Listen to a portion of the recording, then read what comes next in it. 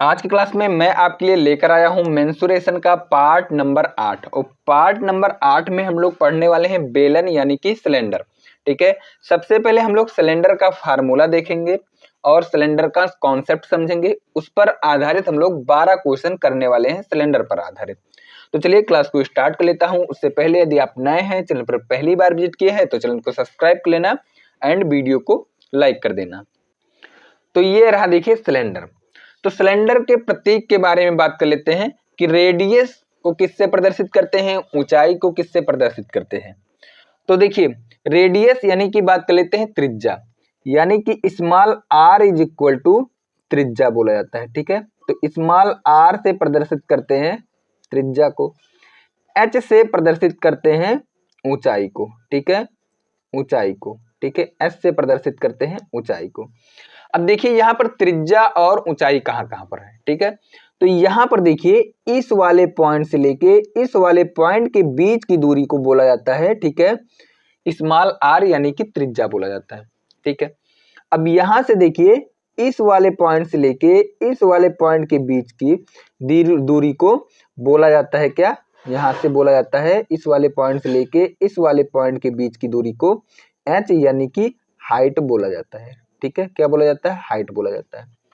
अब ध्यान पूर्वक आपको समझना है, यहाँ पर 3 फार्मूले बनते हैं। ठीक है, पहला फार्मूला आयतन, दूसरा फार्मूला वक्र पृष्ठीय क्षेत्रफल, तीसरा फार्मूला ठीक है कुल पृष्ठीय क्षेत्रफल। तो ध्यान पूर्वक समझिएगा। देखिए बात कर लेते हैं वॉल्यूम की। ठीक है, बात कर लेते हैं आयतन के बारे में। देखिए तो आयतन इज इक्वल टू, यानी कि बेलन का आयतन is equal to volume is equal to pi are square h होता है। ये रहा ठीक है पहला फार्मूला। ठीक है, दूसरा फार्मूला, ठीक है, दूसरा फार्मूला वक्र पृष्ठ का क्षेत्रफल। ठीक है, तो ध्यान पूर्वक समझिएगा। ठीक है, सी एस ए मतलब होता है वक्र पृष्ठ का क्षेत्रफल, कर्व सरफेस एरिया। ठीक है, हिंदी में बोला जाता है वक्र पृष्ठ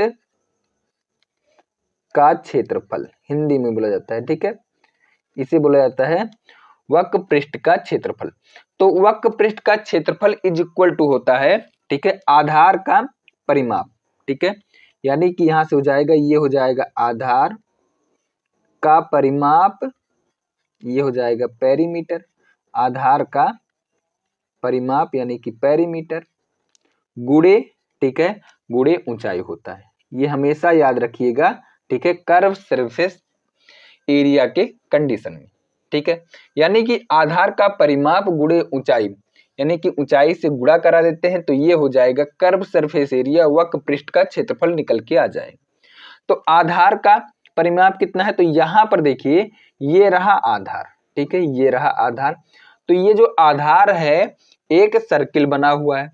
तो मैंने आपको बताया है कि सर्किल के केस में, ठीक है, सर्किल के केस में परिमाप का फार्मूला क्या होता है, तो आपको मैंने बताया कि पाई आर, पाई 2 पाई आर।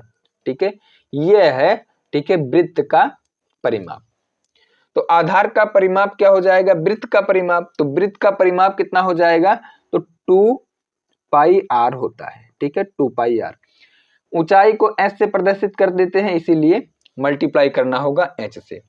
यानी कि यहां से बात आपको समझ में आया होगा कि सी एस ए मतलब होता है कर्व सरफेस एरिया, और कर्व सरफेस एरिया का फार्मूला है 2 पाई आर एच। ठीक है, यहां तक बात समझ में आ गया होगा। अब देखिए तीसरा फार्मूला, बात कर लेते हैं तीसरे फार्मूले। ठीक है, तो यहां पर देखिए तीसरा फार्मूला क्या होता है, टोटल सरफेस एरिया कुल पृष्ठीय क्षेत्रफल। ठीक है, तो यहां पर हो जाएगा टी एस ए, यानी कि कुल ठीक है कुल वक्र पृष्ठ का क्षेत्रफल। ठीक है, वक्र पृष्ठ ये क्षेत्रफल भी बोल सकते हैं। ठीक है, इज इक्वल टू होता है, यानी कि यहां पर देखिए वक्र पृष्ठ का क्षेत्रफल कितना निकल के आया, तो आप कहेंगे 2 पाई आर एच, यानी कि इस वाले भाग का, ठीक है, ये बाहर जो बना हुआ है, ऊपर नीचे वाला नहीं, ये बाहर जो बना हुआ है इस वाले भाग का क्षेत्रफल कितना हो जाएगा 2πRH होता है। लेकिन यहाँ पर देखिए कुल पृष्ठीय क्षेत्रफल यानी कि ऊपर वाला क्षेत्रफल और नीचे वाला क्षेत्रफल भी ऐड करना होगा। यहाँ पर 2 सर्किल बन रहे हैं, ठीक है, यहाँ पर 2 सर्किल बन रहे हैं। तो मैंने आपको बताया है कि सर्किल के केस में क्षेत्रफल का फार्मूला क्या होता है, तो मैंने आपको बताया πr² होता है, ठीक है, πr²। तो यहाँ पर देखिए 2 सर्किल है इसीलिए 2 से मल्टीप्लाई कर देते हैं और सर्किल का क्षेत्रफल 2πr² होता है। तो यहां से मैं कॉमन ले लेता हूं 2πr, मैं कॉमन ले लेता हूं तो क्या h प्लस r बचेगा, तो बिल्कुल बचेगा।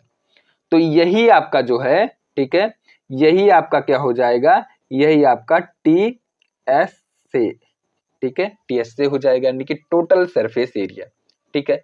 पहला फार्मूला बैलून का, दूसरा फार्मूला यहाँ पर CSA यानी कि कर्व सरफेस एरिया हो जाएगा 2πRH, ठीक है। TS से क्या हो जाएगा 2πRH प्लस R होता है, ठीक है।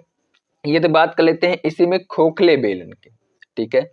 तो यहाँ पर देखिए खोखले बेलन के कंडीशन में क्या होगा, ठीक है, तो 2 फार्मूले यहाँ पर भी बनते हैं और ये एक फार्मूला टोटल सरफेस एरिया का भी बनता है। तो बात कर लेते हैं यहाँ पर, ध्यान पूर्वक समझिएगा खोखले बेलन के बारे में, ठीक है, खोखले बेलन के बारे में। तो यहाँ पर देखिए खोखले बेलन का, ठीक है, बैलून यदि पूछा जाता है तो याद रखिएगा हमेशा, ठीक है, टोटल बैलून का फार्मूला, ठीक है, यहाँ से हो जाएगा बैलून का फार्मूला खोखले बेलन के लिए, ये हो जाएगा पाई बाहर निकल आएगा, ठीक है, और r² माइनस स्मॉल r² और गुणे h होगा, ये खोखले बेलन के कंडीशन में होगा। यहाँ पर देखिए CSA, तो CSA इज इक्वल टू खोखले बेलन के कंडीशन में 2π, ठीक है, 2π यहाँ पर हो जाएगा 2πH, उसके बाद bracket capital R plus small r हो जाएगा, ठीक है।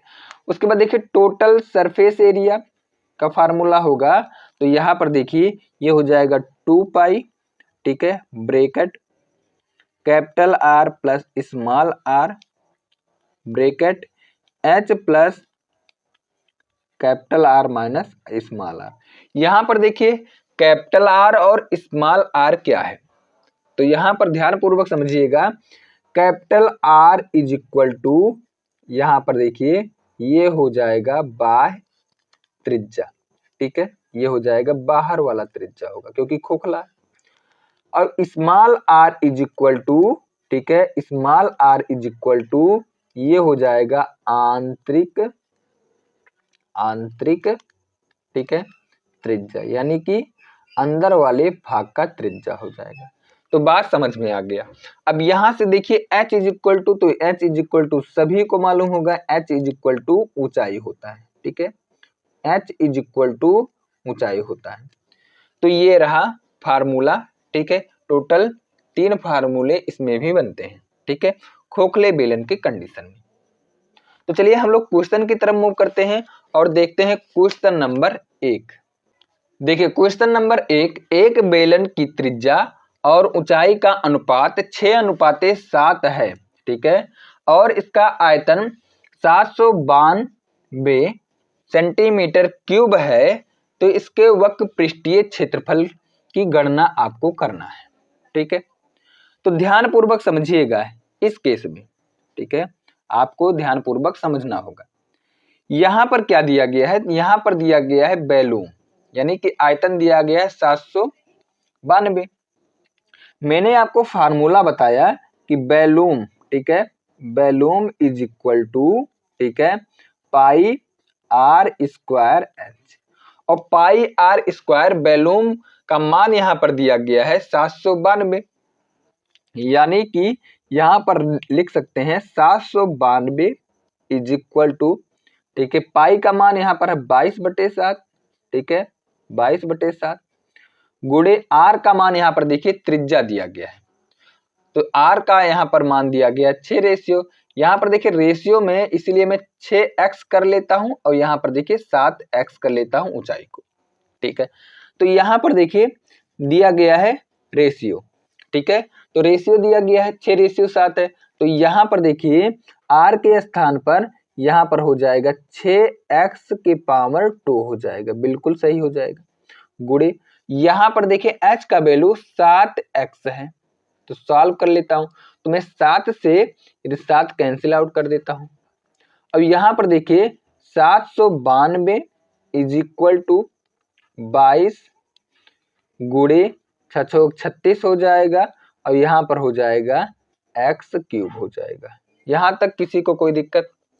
अब आगे मैं सॉल्व कर लेता हूं, यहां से मैं काटता हूं, ठीक है, यहां से मैं काट देता हूं, तो यहां से मैं काटूंगा और मैं 36 से भी काट देता हूं, ठीक है। तो यहां पर हो जाएगा, ठीक है, काटने के बाद ये हो जाएगा x³ इज इक्वल टू 1 निकल के आएगा। यहां से काट देते हैं, 22 से काटूंगा, ठीक है, या फिर 11 से काट लेता हूं, तो 11 दूना 22 हो जाएगा, और 11 7 77 हो जाएगा। बचेगा यहाँ पर कितना, 2 बचेगा, 11 दूना 22, और यहाँ से मैं फिर से काटूंगा तो 36 हो जाएगा, और 36 कैंसिल आउट हो जाएगा। यानी कि x³ इज इक्वल टू 1 निकल के आया, तो x इज इक्वल टू क्या 1 निकल के आएगा, तो आप कहेंगे बिल्कुल निकल के आएगा। यानी कि जो x का वैल्यू है ये 1 है। तो यहाँ पर देखिए, यहाँ पर बेलन का ऊंचाई और त्रिज्या है, 6x त्रिज्या है और 7x ऊंचाई है। तो वैल्यू को यहाँ पर पुट कर लेता हूं, तो 6 गुणे 1 यानी कि त्रिज्या 6 निकल के आया, और ऊंचाई 7 गुणे 1, यहाँ से ऊंचाई 7 सेंटीमीटर निकल के आया। यानी कि त्रिज्या और ऊंचाई निकल के आया, त्रिज्या 6 सेंटीमीटर और ऊंचाई 7 सेंटीमीटर निकल के आया है, ठीक है। अब यहाँ पर देखिए पूछा क्या गया है, वक्र पृष्ठीय क्षेत्रफल की गणना आपको करना है। तो वक्र पृष्ठीय क्षेत्रफल का मैंने आपको फार्मूला बताया कि CSA मतलब होता है वक्र पृष्ठीय क्षेत्रफल।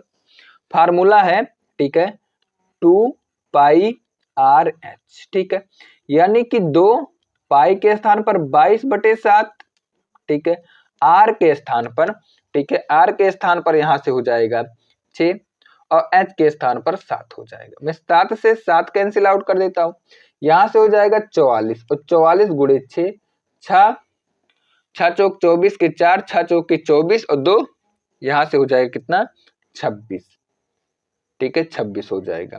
और ये हो जाएगा आपका, ठीक है, कौन सा ऑप्शन सही है, तो ऑप्शन सही हो जाएगा। यहाँ पर देखिए ऑप्शन सही हो जाएगा, सी will be correct answer. C जो है इस क्वेश्चन का बिल्कुल सही उत्तर है।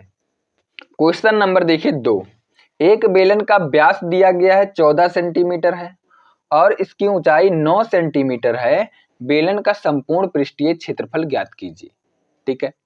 यहां पर देखिए 2r इज इक्वल टू 14 दिया गया है, 14 सेंटीमीटर। तो यहां से r इज इक्वल टू मैं काट देता हूं तो 7 बार जाएगा, तो r is equal to 7 centimeter है। और यहाँ पर h is equal to 9 centimeter दिया गया, यानी कि 9 सेंटीमीटर दिया गया, ठीक है। टोटल सरफेस एरिया की बात की गई, तो टोटल सरफेस एरिया का फार्मूला है, ठीक है, टोटल सरफेस एरिया का फार्मूला है 2πr bracket h plus r होता है। तो वैल्यू को पुट कर देता हूं, तो 2 हो जाएगा, 22 के पाई के स्थान पर 22/7 हो जाएगा, और r के स्थान पर यहाँ से 7 हो जाएगा, और h के स्थान पर 9 और r के स्थान पर 7 हो जाएगा।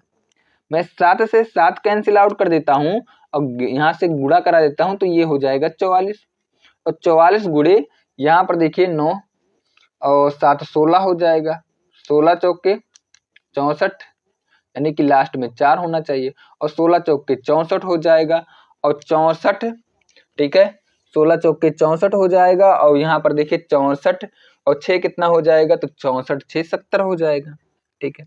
यानी कि निकल के आया 704 सेंटीमीटर स्क्वायर जो है इसका टोटल सरफेस एरिया हो जाएगा, ठीक है। कौन सा ऑप्शन सही है, तो ऑप्शन यहाँ पर ए विल बी करेक्ट आंसर। ए जो है इस क्वेश्चन का बिल्कुल सही उत्तर है। एक ठोस बेलन की ऊंचाई उसकी त्रिज्या की 4 गुनी है, ठीक है। इसका वक्र पृष्ठीय क्षेत्रफल इसके आधार के क्षेत्रफल के कितने गुना होगा, ये आपसे पूछा गया है, ठीक है, ध्यान पूर्वक समझिएगा। यहाँ पर बात किया गया है रेडियस और ऊंचाई के बारे में, ठीक है, ध्यान पूर्वक समझिएगा। एक ठोस बेलन की ऊंचाई उसकी त्रिज्या की 4 गुनी है। उसकी त्रिज्या को मैं मान लेता हूं 1:, तो इसका 4 गुना ऊंचाई यानी कि 4 हो जाएगा। क्या बात सही है? तो बिल्कुल सही है। अब यहां पर आपको समझना होगा, ठीक है, यहां पर देखिए वक्र पृष्ठीय क्षेत्रफल, ठीक है, इसके आधार के क्षेत्रफल के कितने गुना होगा, ठीक है। अब यहां से देखिए बात कर लेते हैं हम लोग, ठीक है, बात कर लेते हैं यहां पर देखिए वक्र पृष्ठीय क्षेत्रफल और आधार का क्षेत्रफल। यदि हम लोग निकालते हैं यहां पर देखिए आधार का क्षेत्रफल, ठीक है, तो आधार का क्षेत्रफल का फार्मूला होता है पाई आर स्क्वायर, ठीक है, होता है, ठीक है, ये हो जाएगा आधार का फार्मूला। और यहां पर देखिए वक्र पृष्ठीय क्षेत्रफल का फार्मूला होता है, ठीक है, 2 पाई आर एच होता है, ठीक। वैल्यू को यहां पर पुट कर लेता हूं, ठीक है, इस वाले फार्मूले में वैल्यू को पुट कर लेता हूं। तो पाई है तो पाई को पाई रहने देते हैं, आर का वैल्यू 1 है तो 1 का क्या हो जाएगा, स्क्वायर हो जाएगा, बिल्कुल सही है। अब यहां से देखिए 2 है, पाई को पाई रहने देते हैं, आर के स्थान पर हो जाएगा, ठीक है, 1 और एच के स्थान पर कितना हो जाएगा, 4 हो जाएगा। यहां से सॉल्व कर लेते हैं तो यहां से रेशियो बना लेते हैं क्योंकि गुना की बात की गई है, तो मैं पाई से पाई तो कैंसिल आउट कर देता हूं, ठीक है, और 4 दूना 8 हो जाएगा, ठीक है, 4 दूना 8 हो जाएगा और 1 का स्क्वायर 1 होता है। तो यहां पर देखिए वक्र पृष्ठीय क्षेत्रफल इसके आधार का कितना गुना है, तो वक्र पृष्ठीय क्षेत्रफल 8 है और यहाँ पर आधार का क्षेत्रफल 1 है, तो कितना गुना है, तो आप सीधा यहाँ पर देख रहे हैं कि 8 गुना है, ठीक है। कौन सा ऑप्शन सही है, तो option C will be correct answer. C जो है इस क्वेश्चन का बिल्कुल सही उत्तर है। क्वेश्चन नंबर देखिए 4, यदि बेलन की ऊंचाई 9 सेंटीमीटर है और इसकी आधार का क्षेत्रफल 25 पाई सेंटीमीटर स्क्वायर है तो संपूर्ण पृष्ठीय क्षेत्रफल ज्ञात कीजिए। ध्यान पूर्वक समझिएगा, ठीक है। एक बेलन है, ठीक है, एक बेलन है और बेलन की ऊंचाई यहाँ पर 9 सेंटीमीटर दिया गया है, ठीक है, 9 सेंटीमीटर, और आधार का क्षेत्रफल यानी कि आधार जो होगा ये एक सर्किल होगा और सर्किल का क्षेत्रफल पाई आर स्क्वायर होता है, और तो pi are square is equal to 25 pi है, ठीक है, मैं पाई से पाई कैंसिल आउट कर देता हूं, r is equal to 5 centimetre निकल के आएगा, ठीक है, r is equal to 5 centimetre निकल के आया। अब यहां पर संपूर्ण पृष्ठीय क्षेत्रफल यानी कि T S A is equal to 2 pi r, उसके बाद में एच प्लस आर होता है। यहाँ पर देखिए वैल्यू को पुट कर लेता हूं तो 2 हो जाएगा, पाई का मान यहाँ पर देखिए 22/7 हो जाएगा, आर का वैल्यू 5 है और यहाँ पर देखिए यहाँ से 9 और प्लस 5 हो जाएगा, ठीक है। यहाँ से सॉल्व कर लेता हूं तो यहाँ से मैं सॉल्व करूंगा तो ये जाएगा 2 बार, इससे काटूंगा तो ये 2 बार जाएगा, यहाँ से हो जाएगा 44 और गुणे 10 हो जाएगा, और 44 गुणे 10 यानी कि 410 हो जाएगा और 410 सेंटीमीटर स्क्वायर होगा, ठीक। कौन सा ऑप्शन सही है, तो ऑप्शन सही हो जाएगा सी विल बी करेक्ट आंसर। सी इस क्वेश्चन का बिल्कुल सही उत्तर है। क्वेश्चन नंबर 5, एक बेलन की ऊंचाई और वक्र पृष्ठीय क्षेत्रफल 15 सेंटीमीटर और 330 सेंटीमीटर स्क्वायर है, बेलन का व्यास ज्ञात करना है, यानी कि h इज इक्वल टू, ठीक है, 15 सेंटीमीटर है और वक्र पृष्ठ का क्षेत्रफल यानी कि C S A is equal to यहाँ पर 330 सेंटीमीटर स्क्वायर है, ठीक है, कोई दिक्कत है यहाँ तक। अब यहाँ पर रेडियस सबसे पहले निकालते हैं और रेडियस का 2 गुना कर देते हैं तो ये हो जाएगा व्यास, ठीक है। अब यहां से देखिए यहाँ पर सी एस ए का फार्मूला क्या है, तो सी एस ए का फार्मूला होता है, ठीक है, 2 पाई आर एच होता है इज इक्वल टू यहाँ से हो जाएगा 330। तो देखिए यहाँ पर 2 से मैं कैंसिल आउट कर देता हूँ तो 2 एकम 2, 2 छक 12, 2 पंचे 10 हो जाएगा। देखिए पाई का मान 22/7 हो जाएगा, आर फाइंड आउट करना है, एच का मान 15 है इज इक्वल टू 165 हो जाएगा। मैं काट देता हूँ तो 15 एकम 15 और 15 एकम 15, मैं यहाँ से फिर काट देता हूँ दोबारा से, 2 बार जाएगा। R इज इक्वल टू 7/2 आएगा और R is equal to 3.5 centimetre निकल के आएगा। ठीक है, यानी कि यहाँ पर जो रेडियस निकल के आया है, रेडियस निकल के आया 3.5। ठीक है, तो यहाँ पर देखिए बात किया गया है व्यास के, तो व्यास इज इक्वल टू 2r होता है। यानी कि यदि रेडियस का मैं डबल कर देता हूं, यानी कि 3.5 का मैं डबल कर देता हूं, यानी कि 7 हो जाएगा और यही आपका व्यास होगा। कौन सा ऑप्शन सही है? तो सी विल बी करेक्ट आंसर। सी इस क्वेश्चन का बिल्कुल सही उत्तर है। क्वेश्चन नंबर अगला, क्वेश्चन नंबर 6। एक बेलन की ऊंचाई इसके आधार के त्रिज्या से 6 सेंटीमीटर अधिक है। यदि इसकी त्रिज्या 14 सेंटीमीटर है तो बेलन का आयतन। यहां पर देखिए बात किया गया ऊंचाई और बात किया गया है रेडियस में। यदि रेडियस यहां पर देखिए 14 दिया गया है तो ऊंचाई 6 अधिक होगा। ठीक है, ऊंचाई 6 अधिक होगा तो 14 और 6 20 हो जाएगा, यानी कि ऊंचाई 20 सेंटीमीटर और त्रिज्या 14 सेंटीमीटर होगा। यहां तक कोई दिक्कत? अब यहां पर पूछा क्या गया है, यहां पर वैल्यूम पूछा गया है। तो आप सभी को मालूम होगा कि वैल्यूम का फार्मूला पाई r स्क्वायर h होता है। तो वैल्यू को यहां पर पुट कर लेता हूं, तो 22/7 r के स्थान पर यहां पर 14 गुणे 14 और यहाँ पर h के स्थान पर 20 होगा। कोई दिक्कत? मैं काट देता हूं, तो यहाँ पर काटूंगा तो ये 2 बार जाएगा। ठीक है, उसके बाद मल्टीप्लाई कर देता हूं, ये हो जाएगा 44 और गुणे 14 गुणे 20 हो जाएगा। तो यहाँ पर देखिए लास्ट में यहाँ पर क्या आना चाहिए, यहाँ पर एक 0 आएगा। उसके बाद देखिए 4 दूना 8 और 8 चौके 32, यानी लास्ट में 20 आएगा। कौन सा ऑप्शन सही है? तो ऑप्शन केवल डी इस क्वेश्चन का बिल्कुल राइट आंसर हो जाएगा। ठीक है, क्योंकि लास्ट में 20 आना चाहिए। हम लोग यूनिट डिजिट से क्वेश्चन को सॉल्व किए हैं। ठीक है, तो चलिए नेक्स्ट क्वेश्चन देख लेता हूं। क्वेश्चन नंबर अगला, क्वेश्चन नंबर 7। देखिए क्वेश्चन नंबर 7 में बोला गया है 10 सेंटीमीटर व्यास वाले एक बेलन का संपूर्ण पृष्ठीय क्षेत्रफल 330 वर्ग सेंटीमीटर है। बेलन की ऊंचाई आपसे पूछा गया है। क्वेश्चन नंबर 7 देखिए यहां पर दिया गया है 2r is equal to 10 centimetre, तो क्या r is equal to 5 centimetre निकल के आएगा। ठीक है, r is equal to 5 centimetre निकल के आएगा। अब संपूर्ण पृष्ठ का क्षेत्रफल दिया गया है 300, यानी कि TSA is equal to question में दिया गया है 330। तो फार्मूला क्या है? तो फार्मूला है यहाँ पर देखिए 2 पाई r h प्लस r होता है, इसके बराबर हो जाएगा 330 के। ठीक है, तो यहां से मैं काट देता हूं, तो यहां से जब मैं काटूंगा तो ये जाएगा, ठीक है, 165 बार। ठीक है, 2 से, यानी कि निकल के आया, ठीक है, 22/, ठीक है, 7। उसके बाद में h, r के स्थान पर कितना होगा? तो r के स्थान पर, ठीक है, यहां से मैं हटा देता हूं, r के स्थान पर यहां पर h और r के स्थान पर होगा, ठीक है, 5। r के स्थान पर कितना होगा?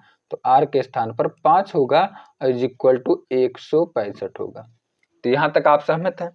अब आगे हम लोग सॉल्व कर लेता हूं। तो यहां से मैं काटूंगा, क्या मैं 11 से काट सकता हूं? तो 11 एकम 11 और 11 पच्चे 55 होगा। ठीक है, 11 एकम 11 और 11 पच्चे 55 होगा। 11 से काटूंगा 2 बार जाएगा। यहां से h इज इक्वल टू कितना निकल के आएगा? तो h is equal to 5.5 centimetre निकल के आएगा। ठीक है, कौन सा ऑप्शन सही है? तो ऑप्शन सही हो जाएगा, A will be correct answer. Solve करने के बाद ऊंचाई निकल के आएगा 5.5 सेंटीमीटर। क्वेश्चन नंबर अगला देखिए, क्वेश्चन नंबर, ठीक है, 8। 7 मीटर त्रिज्या वाले, ठीक है, और 20 मीटर ऊंचाई वाली एक बेलनाकार टंकी में, ठीक है, भरे पानी की मात्रा ज्ञात कीजिए यदि, ठीक है, यहां पर बोला गया है यह ज्ञात है कि टंकी की पूर्ण रूप से भरी हुई है, कि टंकी पूर्ण रूप से भरी हुई है। ठीक है, ग्रुप डी का क्वेश्चन है, क्वेश्चन नंबर 8। अब यहां पर आपको समझना होगा r is equal to 7 metre, ठीक है, h is equal to 20 metre, ठीक है, h is equal to 20 metre निकल के आया। अब आगे देखिए यहां पर बात किया गया है टंकी की क्षमता, तो टंकी की क्षमता का मतलब है आयतन, यानी कि टंकी का आयतन निकालना होगा। तो देखिए यहां से मैं निकाल लेता हूं टंकी का आयतन, ठीक है, तो आयतन यानी कि volume is equal to pi are square H. तो यहां पर देखिए 22 बटे, ठीक है, 22/7 और गुणे, ठीक है, 22/7 मल्टीप्लाई, ठीक है, उसके आगे देखिए यहां पर r के स्थान पर 7 हो जाएगा और 7 गुणे 7, ठीक है, 7 गुणे 7 और यहाँ पर h के स्थान पर कितना हो जाएगा, तो h के स्थान पर 20 होगा, ठीक है, h के स्थान पर 20 होगा।